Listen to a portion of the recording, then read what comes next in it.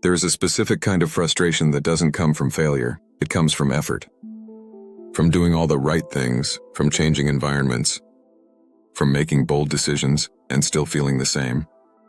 Same emotional patterns, same internal pressure. Same outcomes in different forms. People describe it as being stuck.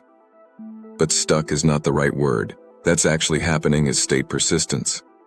This episode is about understanding why changing your circumstances often does nothing, and why that doesn't mean you're blocked, lazy, or broken.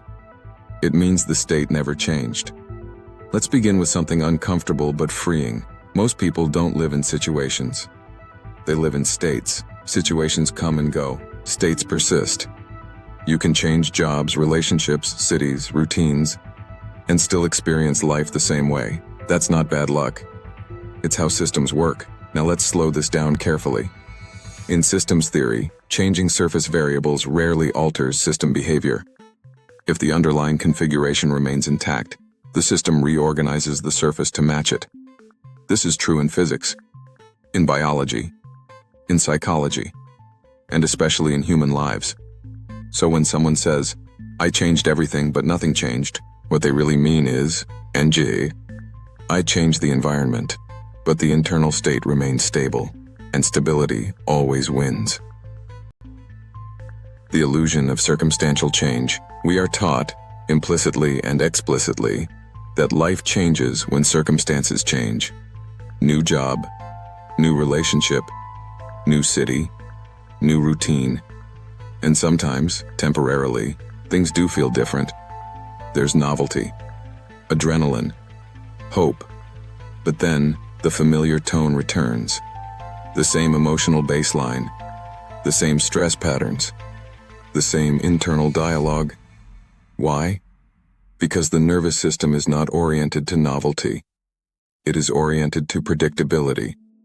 Carl Friston's work shows that the brain minimizes uncertainty by maintaining stable predictions about the world and the self. These predictions are not conscious beliefs. They are embodied expectations. Your posture, your emotional reflexes, your attention patterns. These are predictions in motion. So when you change circumstances, the brain does not update its model automatically. It tests the new environment against the old predictions. And if the state is unchanged, the system bends the environment to fit it. This is why the same relationship dynamics show up with different people. Why the same work stress appears in different roles. Why different cities feel emotionally identical after the novelty fades. The state survived the move. God. What a state actually is is not a mood. It's not a belief. It's not a personality trait. A state is a coherent configuration across systems.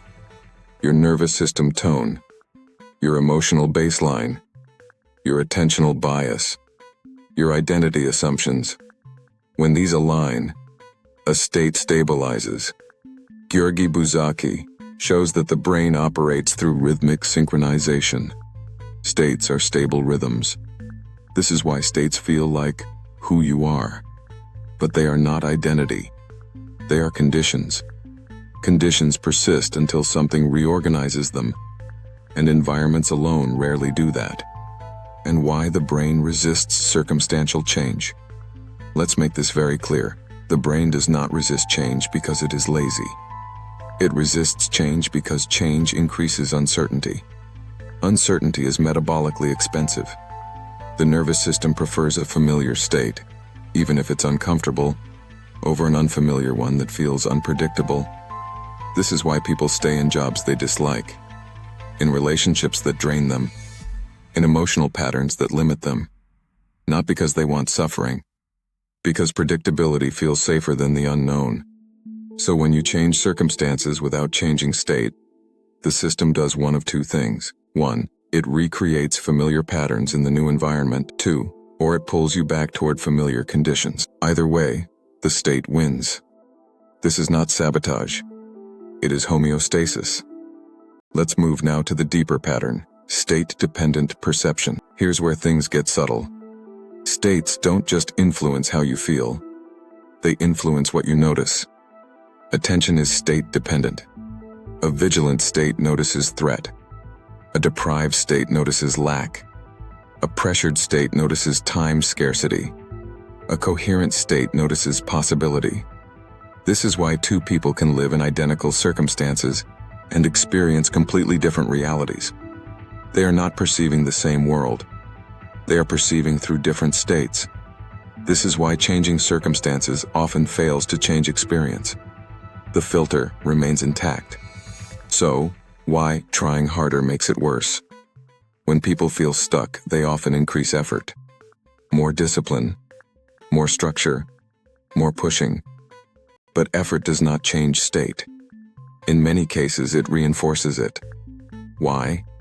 Because effort is often coming from the same baseline state that created the problem. A pressured state applies pressure. A controlling state applies control. An anxious state applies vigilance. The system doubles down. This is why burnout follows self-improvement. Not because growth is bad, but because growth was attempted from an incoherent state. Let's now talk about the physics analogy that explains everything. In physics, a system's behavior is determined by its boundary conditions. Change the boundary conditions, and the system reorganizes. Change surface variables, and nothing fundamental shifts. State is a boundary condition. Circumstances are surface variables. If you don't change the boundary conditions, the same outcomes reappear. Different form, same function. This is why people say, I keep ending up here. They're not ending up anywhere. They're stabilizing the same state. Now, this is about the moment of relief. Now pause for a moment. If you're listening to this and recognizing yourself, notice something important. This is not a personal failure. This is not a flaw. This is not lack of willpower. It is system behavior. And system behavior can be reorganized, but only when addressed at the correct level. That level is state, not circumstance. This is where most advice goes wrong. It tells people to change what they do, where they go, who they're with, without addressing the state that determines how those things are experienced. Now we're ready to go deeper.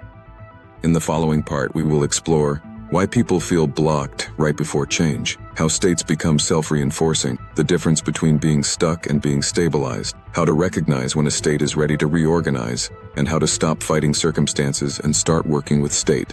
This is where clarity becomes leverage. For now, let this land.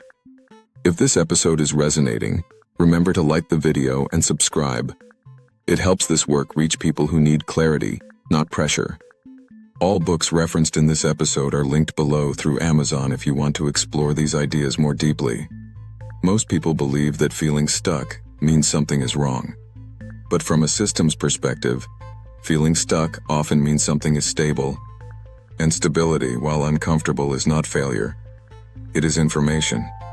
A system that feels stuck is usually not blocked. It is successfully maintaining a state. That distinction matters more than it sounds. Because when you interpret stability as blockage, you fight it. And when you fight a stable system, it tightens. This is why so many people feel trapped right when they are closest to change.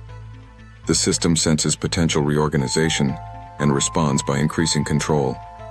Not because it wants to sabotage you, but because it wants to preserve predictability. This is why moments of clarity are often followed by anxiety. Why insights don't immediately translate into change. Why people say, I know what I need to do, but I can't do it. They are not unable. They are stabilized. And stabilization is powerful.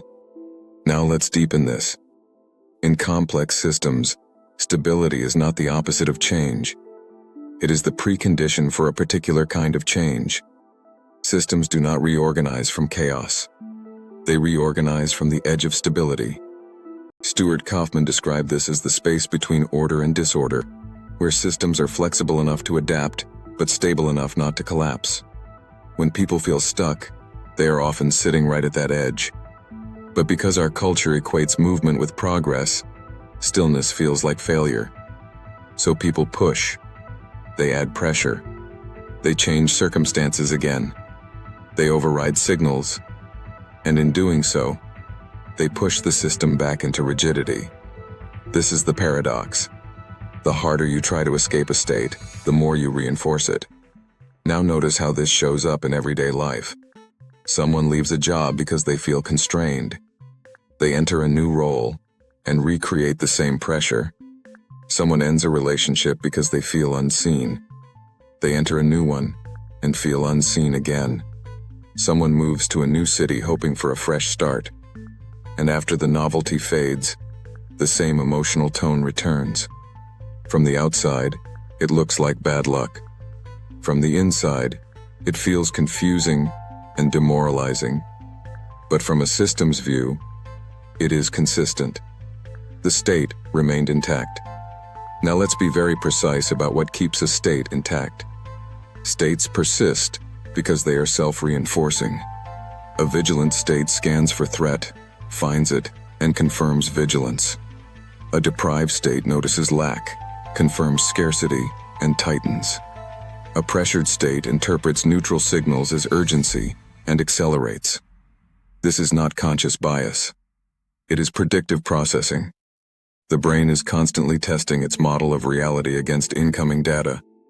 When the model predicts a certain state, it selectively attends to information that confirms it. This is why changing circumstances without changing state rarely works. The filter stays the same. And this is also why people feel like life is happening to them. They are not aware of the state shaping perception. Now let's address a very common misunderstanding. People often think that if they could just understand why they feel stuck, they would be free. But understanding alone does not change state. Insight is cognitive. State is embodied. This is why people can intellectually grasp patterns and still repeat them. The nervous system doesn't update through explanation. It updates through experience of safety and coherence. That's why lectures don't heal trauma. Why advice doesn't dissolve anxiety. Why knowing better doesn't equal feeling different. This episode is not about adding more insight. It's about shifting how you relate to the feeling of being stuck. Because the moment you stop treating stuck as a problem, the system begins to soften. This is subtle, but critical. Now pause and check in with yourself. When you feel stuck, what do you usually do? Do you push? Do you distract? Do you judge yourself? Do you try to outthink it? Each of those responses sends the same signal to the nervous system. This state is unacceptable, and the nervous system responds by defending it. This is why self-criticism locks patterns in place. It adds threat to an already constrained system. Now consider a different response.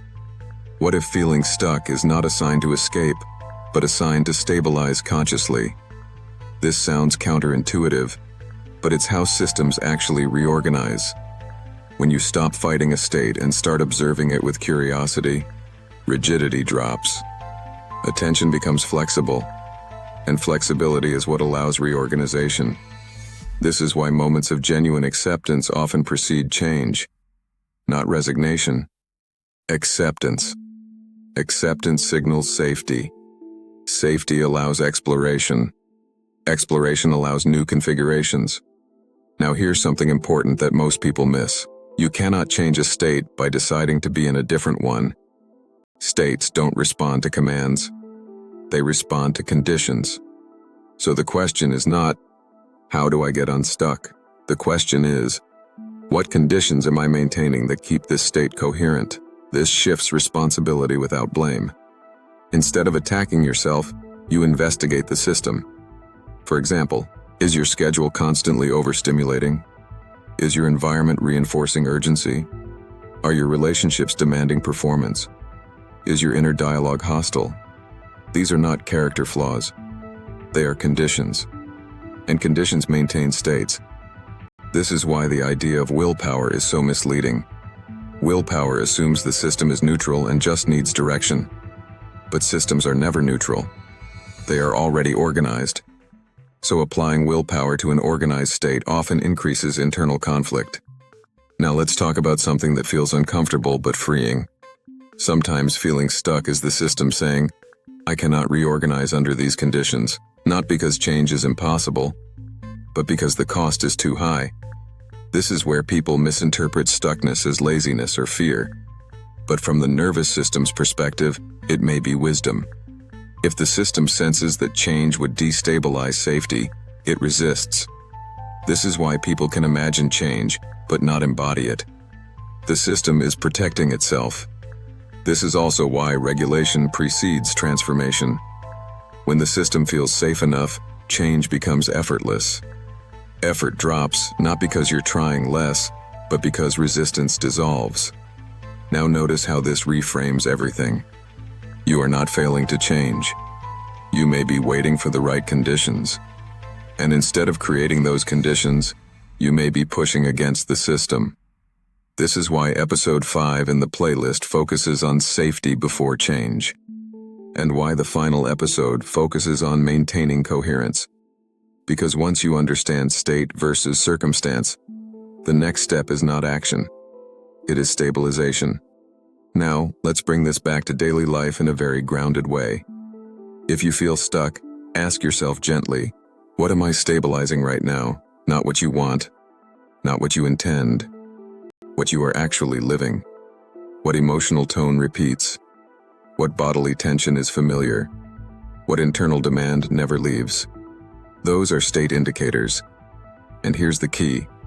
States do not shift all at once. They soften. They loosen. They reorganize gradually when pressure is removed and safety increases. This is why dramatic interventions rarely work long-term. They overwhelm the system. Subtle shifts last longer. Now let's connect this back to the idea of circumstance. Circumstances are not irrelevant. They matter. But they matter insofar as they support or undermine state change. Changing a job can help, if it reduces pressure. Ending a relationship can help, if it increases safety. Moving can help, if it changes sensory input and pace. But if the internal conditions remain unchanged, circumstances become cosmetic. This is why some people heal without changing much externally, and others change everything externally and remain the same. The difference is not effort, it's state alignment. Now let's land this episode with something very important. Feeling stuck does not mean you are behind. It often means you are at a threshold between an old configuration and a new one. Thresholds feel uncomfortable because they are unstable. The system hasn't reorganized yet, but the old pattern is no longer fully satisfying. This is a sensitive moment.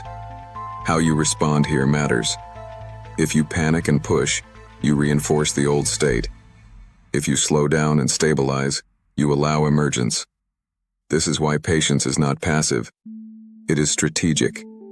Now take a moment and let this settle. You don't need to do anything with it.